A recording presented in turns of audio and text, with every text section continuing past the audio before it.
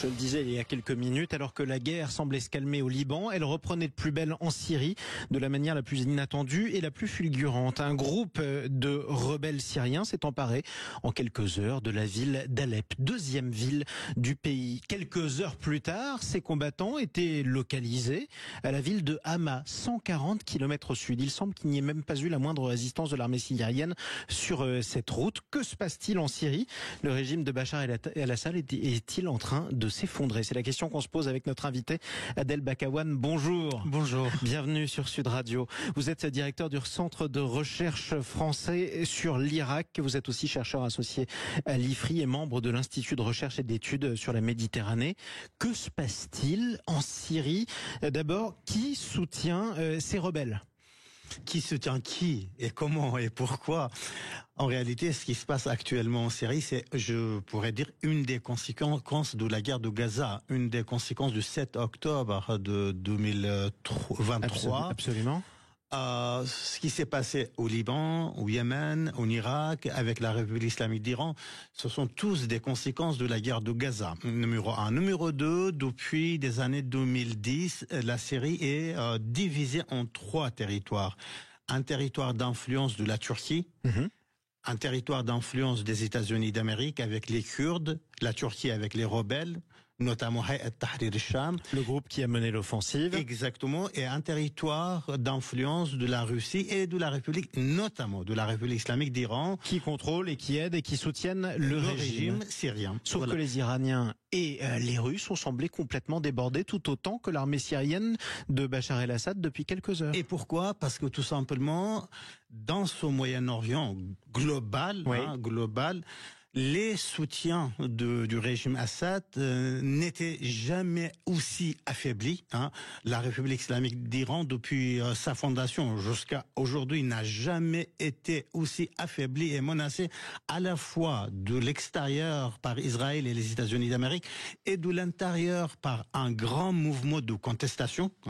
Femmes, vie, liberté, on se souvient tous. Donc exit le soutien iranien, ou du moins exit en tout cas affaiblissement du soutien iranien au régime de Bachar el-Assad en Syrie. Le Hezbollah libanais, qui a été lourdement frappé par Israël, n'était pas là également. Et les Russes sont accaparés par l'Ukraine et ont mené des frappes. Malgré tout, ils ont aussi dû déplacer leurs forces aériennes. Mais vous l'avez décrit parfaitement, la situation. C'est le contexte dans lequel le régime Assad et son armée se trouvent. Alors donc, la Turquie, bien évidemment, saisit cette opportunité exceptionnel. Depuis 2011, la Turquie souhaite s'imposer sur la scène syrienne. Numéro 1. Numéro 2, depuis plusieurs mois, le président Erdogan souhaite engager des négociations avec Bachar el-Assad, qui refusait catégoriquement de rencontrer le président Erdogan tant qu'il s'est pas retiré sur le sol syrien. Alors donc là, une grande fenêtre est ouverte pour le président.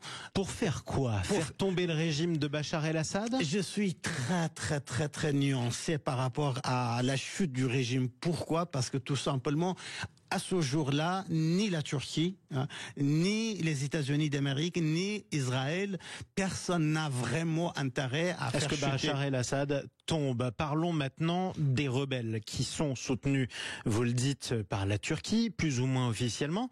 Ce sont des djihadistes. C'est l'ancien groupe Al-Nosra qui était lié il y a quelques années à l'organisation Al-Qaïda. Est-ce que ça veut dire qu'aujourd'hui, très concrètement, la Turquie soutient des groupes djihadistes, islamistes, voire terroristes?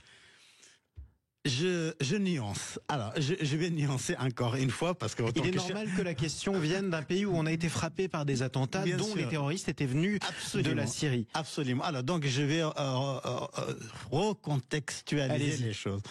Certes, c'est une donnée objective que Jabhat al-Nusra, c'est-à-dire ce groupe qui est le pivot de Hayat Tahrir al-Sham et la branche d'Al-Qaïda en Syrie. Ça, il n'y a aucun doute. Dont acte. Voilà, c'est le premier acte.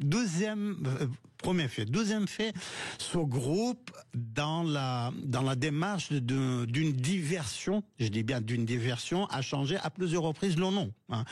Aujourd'hui, il se présente comme Hayat Tahrir al-Sham. Mais en réalité, on ne doit jamais oublier ni l'idéologie, ni l'appartenance organisationnelle de Jabhat al-Nusra, devenu Hayat Tahrir al-Sham, Al-Qaïda. Est-ce que ça veut dire qu'en gros, le régime syrien est en train de vaciller sous les coups d'Al-Qaïda soutenu par la Turquie? La question est vertigineuse, sans contexte. Écoutez, je connais aucun pays, aucune puissance du système régional qui ne traite pas, qui ne tente pas capitaliser, instrumentaliser, utiliser, orienter les organisations à la fois miliciennes et terroristes dans la région. Effectivement. Alors il n'y a pas, il faut le préciser aussi, que des islamistes dans cette offensive. Des éléments de l'armée nationale syrienne soutenus par la Turquie ont été localisés. Il y a aussi quelques éléments de l'armée syrienne libre qui, elle, était plutôt laïque. C'est important de rappeler et de ne pas les oublier parce qu'ils ont payé un lourd tribut à cette guerre civile absolument épouvantable. On continuera à en parler avec vous, pourquoi pas. Merci beaucoup pour cet éclairage, en tout cas sur Sud Radio. Merci infiniment d'être intervenu. Adel Bakawan, je rappelle que vous êtes directeur du Centre français de recherche sur l'Irak, chercheur associé à l'IFRI et membre de l'Institut de recherche et d'études sur la Méditerranée et le Moyen-Orient.